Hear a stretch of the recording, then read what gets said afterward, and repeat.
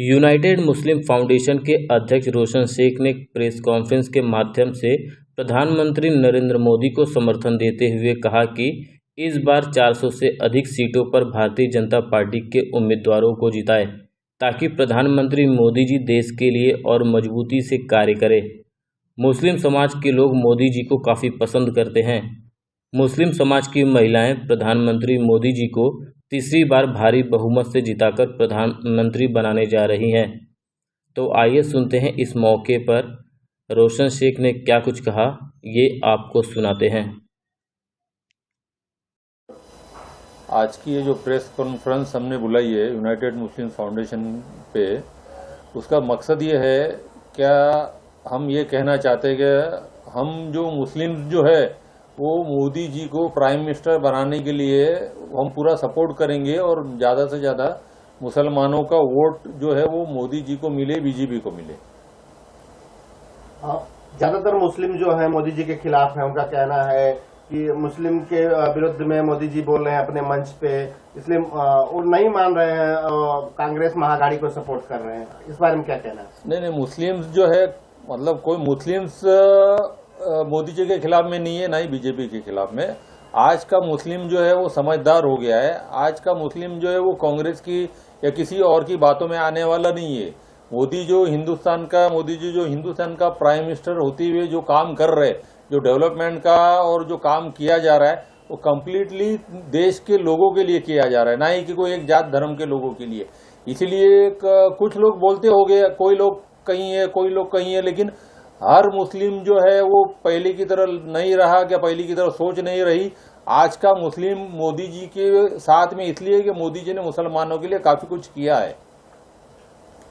किन मुद्दों को लेकर मोदी जी को सपोर्ट कर रहे हैं, विशेषकर अगर देखा जाए तो क्या कहना चाहेंगे आप? मोदी जी को सपोर्ट करने का कारण है कि मोदी जी ने मुसलमान भी आज जिस भारत देश में रह रहा है और भारत को आगे बढ़ाने में, हिंदुस्तान को आगे बढ़ाने में मोदी जी ने बहुत मेहनत ली है और बीजेपी के लोगों ने बहुत मेहनत ली है, और इसीलिए जो है हम मोदी जी को सपोर्ट कर रहे हैं और दिल से कर रहे हैं। सबसे बड़ा सवाल था कि विपक्ष एक आरोप लगा रहा है कि मोदी जी का 400 का नारा चल रहा है, अगर 400 की सीट आती है तो वो लोग संविधान बदल देंगे। इसको लेकर के आप क्या राय है? यही तो बात है। विपक्ष जो आज जो ये लगा रहा है, आज जो आरोप लगा रहा है कि संविधान बदल देंगे और बाकी चीजें जो है, वो सिर्फ डराने का काम कर रहा है। आज मोदी जी को इस बात का खुलासा करना पड़ रहा है कि भाई वो संविधान बदलेंगे नहीं, और इस तरह का मतलब कोई व्यवस्था ही नहीं है कि संविधान को हिंदुस्तान में बदला जाए।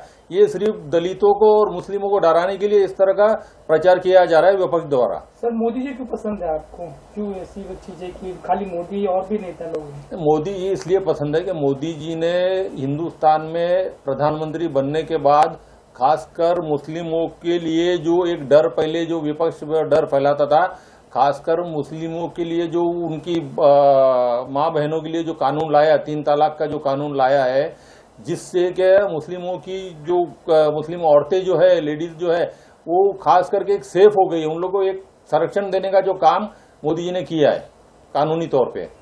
हमेशा से ये भी आरोप लगता है कि मोदी जी हिंदू मुस्लिम दोनों को बांटने का काम कर रहे हैं वोटों के लिए। नहीं, ये तो सब गलत आरोप है। जो देखो मोदी जी जो कर रहे हैं, जो सरकार, जो मोदी जी की जो सरकार काम कर रही है, वो किसी को बांटने का या इस तरह का कुछ काम नहीं कर रही है। कहीं पे भी दिखा दो, कहीं पे भी इस तरह का कोई काम नहीं हो रहा है, ना कोई इस तरह से किस तरह की हरकत हो रही है। मोदी जो डेवलपमेंट कर रहे हैं, जो रोड, ब्रिज और बाकी चीजें, जो सुविधा जो दे रही है, बीजेपी गवर्नमेंट जो दे रही है, वो सब लोगों के लिए दे रही है। वो हिंदुस्तान के मुसलमानों के लिए भी उतना ही है, और हिंदुस्तान के हिंदू या और धर्म के लोगों के लिए, सारे हिंदुस्तानी लोग के लिए सेम कानून है और सेम सुविधा है। गरीबों के लिए, जो गरीब अगर है तो वो मुस्लिम है, हिंदू है, क्रिश्चियन है, सिख है, वो सबके लिए जो सुविधा जो लाया है वो सबके लिए ही लाया हुआ और सब उसका फायदा उठा रहे हैं। उत्तर मुंबई जो कैंडिडेट हैं पीयूष गोयल जी, इनके बारे में क्या कह रहा है? आप भी वोटर हैं यहाँ के। पीयूष गोयल जी जो है वो मंत्री, आज हिंदुस्तान में भारत सरकार में मंत्री है, और मंत्री रहते हुए उन्होंने बहुत अच्छा काम किया है। आज अगर वो उत्तर मुंबई जिले से अगर पीयूष गोयल जी जीत के आएंगे तो उनका मंत्री पद का फायदा उत्तर मुंबई के लोगों को काफी ज्यादा होगा, क्योंकि वो मंत्री रहेंगे तो अपना मतलब जल्द से ज्यादा काम उत्तर मुंबई में, और लोगों को यहाँ पे जो स्लम का, रेलवे लाइन का जो प्रॉब्लम है, बाकी चीजों का जो प्रॉब्लम है वो खुद जो है वो बहुत फास्ट तरीके से, जल्द तरीके से उसको सॉल्व कर पाएंगे। अभी यहाँ पर बीजेपी ही थी, सांसद बीजेपी के थे, किस तरह के सहयोग रहा, कैसा लगता है कि मुस्लिम समाज के लिए भी उन्होंने, सांसद जी ने काम किया?